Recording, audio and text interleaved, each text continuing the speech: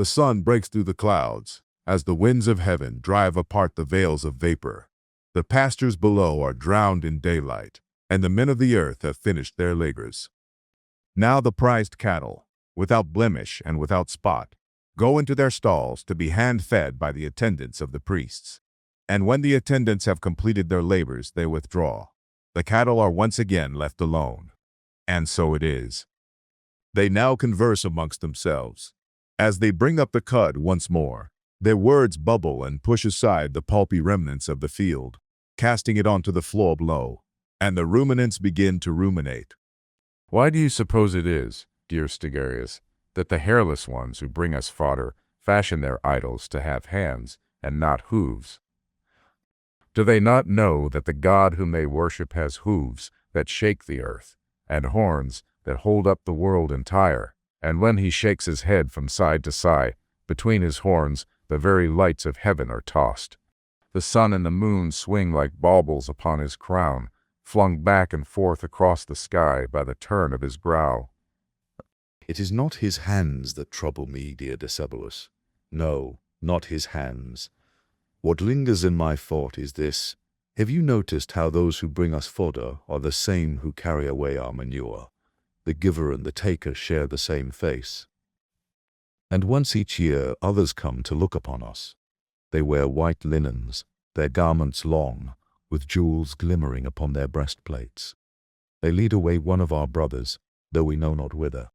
Yet those who shovel our dung are near naked, clothed only in sweat and dust. These things perplex me. I cannot tell what they mean, nor why one man should shine like a star while another labors in the mire.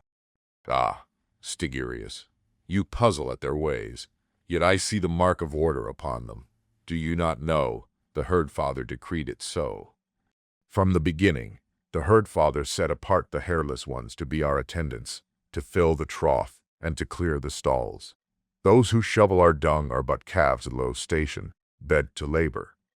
Those who come in white linens and jeweled breastplates are oxen of higher call, chosen for sacred service. So it is in every herd. Some are low, some are lifted high, yet all belong to the herd father's design. And if the herd father has placed such creatures around us, then surely their stations, humble or exalted, prove his wisdom. What need have we to doubt when the herd father's horns already uphold the earth? Well then, perhaps it does concern me that they fashion their idols with hands instead of hooves.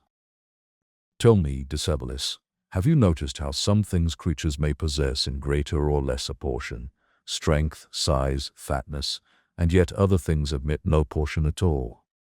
A beast is either horned or hornless, either alive or dead, but never more alive or less alive, in the way he may be more or less fat.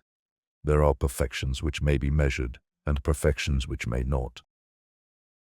And if there be one who has them, he must have them without measure, without limit. To be strong, to be wise, to be alive, these are lot in him by portion, but as fullness itself.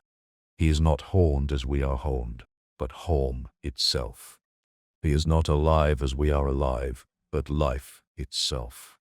Surely you do not mean to say, Stigarius, that the herd father is not the creator. Yet that is the shadow in your words. For if the herd father holds every portion that may be had in greater or lesser measure, in its fullness, then what does this mean? Would he not be fully just and fully merciful, both fully evil and fully good, all girth without end, as if forever swollen in season? Brother, this I cannot grasp, for if it was so, then what is left of the herd father whom we worship?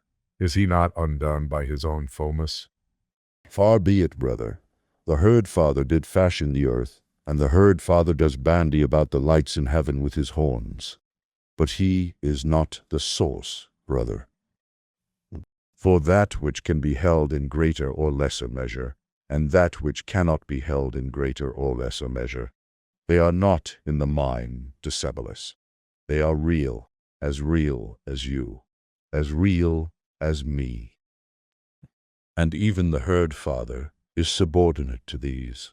And what is the source of these, Decebalus? What is this original thing? It must be the object of envy for the herd father. For the herd father has goodness in great measure, but he is not the source. And if the herd father be good to worship, how much greater an end to worship the source? At that moment, the two prize bulls, Decebalus and Stigarius, chanced to lock eyes before casting their gaze aside. Their breath was heavy, their thoughts unspoken, when a faint rustling at the ground reached them, as their broad ears swatted lazily at the flies. They lowered their heads, and their eyes grew teary, as a spray of soil was flung upward, dust stinging and clinging to their lashes. And when it was that their tears had drained from their eyes, they beheld Luterius the mole, half emerged from a hole in the earth, and though he were blind, he could see. I could not help but overhear your dispute, and I could not, in good faith, remain silent and not warn you of the dangerous ground you tread. For consider this, if there truly are, as you say, things that may be had in greater or lesser measure, then they cannot all be held at once. The first to speak was right. One cannot be fully merciful and fully just together, for the measure of the one drains the measure of the other. Therefore, there are some things that may be had in greater or lesser measure, that may only be had by those who are limited by nature, and not by the source itself. And if you were to seek the affection of the source, your love would be unrequited. For a mind is not something that one can have in greater or lesser measure.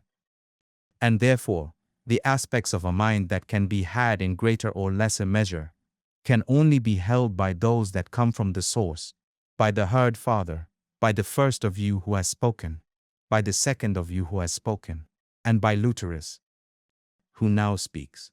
Ah, Luterius, how wondrous your words! Surely the herd father himself has sent you up from the deep places of the earth to steady our thoughts. You speak with clarity, and I see now more than before the wisdom of his ways. You give voice to what I could not, and for that I praise you. And I too give thanks, Luterius, for I was near to stumbling into folly. My thoughts pressed me toward an abyss I could neither name nor escape. Yet you, rising from the earth, have set my hoofs once more upon firm ground. For this I am grateful. And so it was that Luterius departed from the lives of Stigarius and Decebalus as swiftly as he had entered. The years passed, and the temple grew old, moldy, and forgotten, and the bulls were spared from fulfilling their intended purpose at the hands of the priests, for the humans themselves fell prey to the mistakes of Stigarius.